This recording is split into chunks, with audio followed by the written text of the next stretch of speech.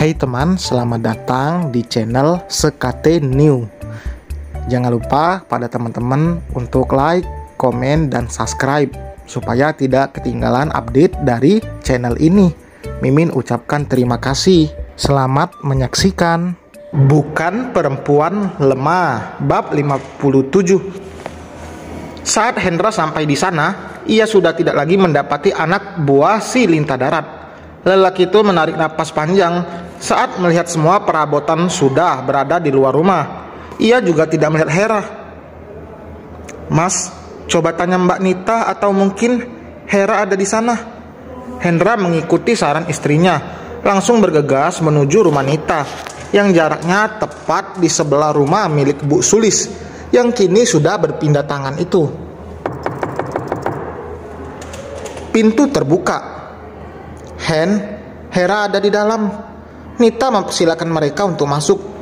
Hendra langsung berhambur memeluk adiknya yang menangis sesegukan, menceritakan bagaimana dengan kasarnya mereka menerobos masuk dan memaksa mengeluarkan semua barang-barang di dalam rumah.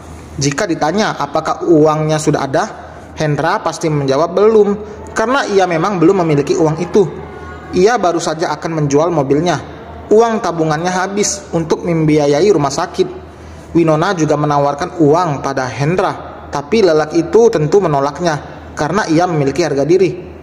Ia sudah banyak menyusahkan Winona, dan kali ini wanita itu bahkan dengan mudahnya menawarkan bantuan. Sebenarnya hal wajar karena Winona menawarkan bantuan pada suaminya. Winona menyarankan jika barang-barang Bu Sulis disimpan di rumah sederhana yang pernah dibeli Winona saat mereka keluar dari rumah. Winona baru ingat soal itu, padahal Seon sudah mencarikannya kontrakan. Jika mengatakan langsung Seon sudah mencarikan kontrakan Hendra dan Hera pasti tersinggung. "Aku akan menghubungi seseorang untuk mengangkut semua barang-barang ini," tutur Hendra. Ada salah seorang tetangga yang memiliki truk. Hendra akan menyewanya untuk membawa semua barang-barang, karena tidak mungkin diletakkan di luar begitu saja. Ingin dititipkan pada Nita. Tidak mungkin, karena rumahnya saja tidak akan bisa menampung semua barang itu. "Bagaimana ini, Bang?" Hera menatap sang kakak. "Tenang dulu, Abang akan coba bicarakan pada rentenir itu. Semoga saja mereka bisa sedikit memberikan waktu. Kalau rumah ini dijadikan pengganti sisa hutang Abang juga tidak rela," tutur Hendra. Jelas ia tidak akan rela, karena rumah itu peninggalan neneknya.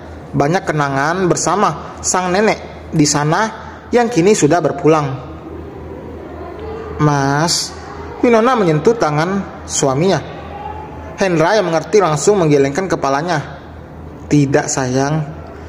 Setelah mengurus perabotan rumah yang dipindahkan, mereka kembali ke rumah sakit.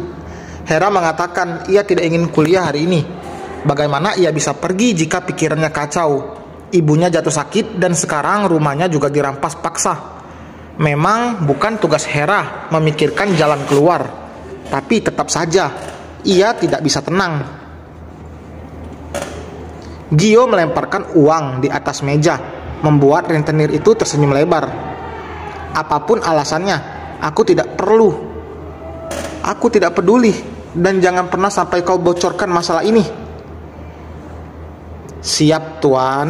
Aku akan tutup mulut," balas si rentenir itu sambil menatap dengan mata berbinar uang di dalam amplop itu. "Sampai masalah ini terbongkar, aku gantung kepalamu di Bonas," ancam Gio. Atas perintah Winona, Gio mengambil alih sertifikat rumah itu dari si rentenir. Ia juga sudah memberikan uang tutup mulut. Ya, semua ini rencana Winona. Ia ingin memberikan pelajaran pada ibu mertuanya. Jika tidak diberikan pelajaran, mungkin Bu Sulis tidak akan berubah. Si rentenir juga tahu Gio bukan orang sembarangan. Ia tahu dari tato pada Gio yang menandakan jika ia adalah salah satu anggota mafia yang ditakuti. Meskipun tidak banyak yang tahu jika Gio sudah pensiun jadi mafia, tapi ia sama sekali tidak berniat untuk menghilangkan identitas tato di tubuhnya. "Jangan biarkan Hendra bisa menemuimu," Gio memperingatkan sebelum pergi. Hari ini sudah membuat janji dengan Laisa untuk pulang sama-sama ke rumah Bu Rahayu. Tapi setelah itu Gio akan memberikan pilihan padanya. Entah Laisa akan tetap tinggal di rumah Bu Rahayu atau di rumah Gio, atau mungkin di rumah Laisa sendiri, karena Gio akan tinggal di kediaman Winona. Jika sudah turun untuk menjaga langsung sang ratu, Gio tentu tidak akan tanggung-tanggung. Ia akan selalu berada di sekitar Winona selama 24 jam setiap harinya. Mungkin nanti Hendra akan merasa cemburu, karena Winona jarang sekali melihat suaminya menampakkan kecemburuan. "Kemana kau akan pulang?" tanya Gio. Ia meraih rokok dan menyalakannya. Sebelah tangan lelaki itu memegang setir. "Entah, sepertinya aku akan pulang ke rumahku," ujar Laisa. "Silakan, tapi aku tidak akan ikut. Aku bekerja dan harus 24 jam berada di dekat majikanku," papar Gio. "Terserahlah, aku juga tidak peduli," saut Laisa. "Bagus, tapi jangan lupa beritahu aku jika kekasihmu yang pengecut itu datang." Dahi Laisa berkerut.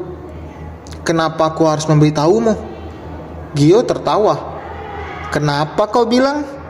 "Tentu saja agar aku menceraikan dirimu." "Oh, jangan-jangan kau tidak ingin bercerai denganku?" "Mimpimu," sunggut Laisa. Laisa seharusnya tidak perlu mengharapkan lelaki yang meninggalkannya saat pernikahan sudah di depan mata. Lebih baik jika ia memulai kembali hubungannya dengan Gio. Toh juga Gio tidak memiliki kekasih saat ini.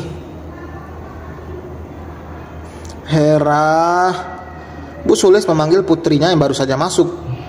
Setelah sadar, baru kali ini Bu Sulis bicara. Sebelumnya ia bahkan seperti tidak memiliki tenaga untuk bicara. "Bagaimana perasaan ibu saat ini?" tanya Hera. Kepala ibu sakit." Kata-kata itu dengan susah payah keluar dari mulut Bu Sulis. Wanita parubaya itu merasa heran dengan dirinya yang kini kesulitan untuk bicara. "Apa yang terjadi padaku? Kenapa aku jadi gagu begini?" batin Bu Sulis. Ia mencoba menggerakkan seluruh tubuhnya dan masih berfungsi, tapi bicaranya begitu sulit. Dokter sudah bicara pada Hendra dan mengatakan jika Bu Sulis mengalami cedera otak karena benturan keras yang dialaminya. Hendra belum memberitahu itu pada Hera. "Bang, ibu kenapa? Bicaranya seperti orang gagu," tanya Hera pada Hendra. "Dokter mengatakan ibu mengalami cedera otak dan akan kesulitan bicara," jelas Hendra.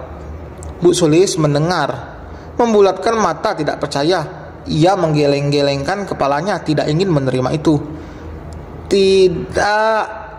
Bu Sulis berniat untuk bangkit, tapi rasa sakit di bagian kepalanya membuat ia menghentikan gerakannya. "Ibu jangan dulu banyak bergerak," tegur Winona. Bu Sulis dengan kasar menepis tangan Winona yang berniat membantu. Sorot mata tajam dilayangkan pada menantunya. "Semua ini gara-gara menantuku yang sialan ini. Jika saja dia membayar hutangku, semua ini tidak akan terjadi." Bu Sulis hanya membatin karena ia sulit untuk bicara. Winona juga mengerti dengan arti tatapan mertuanya itu, tapi ia hanya bersikap santai. Dan selesai teman, terima kasih telah mendengarkan. Itu tuh akibat dari Bu Sulis. Rasain. Mimin juga kesel. Gimana teman-teman? Apakah sama keselnya dengan Mimin? Terima kasih telah mendengarkan. Jangan lupa like, komen, dan subscribe. Sampai berjumpa di bab 58. Bye.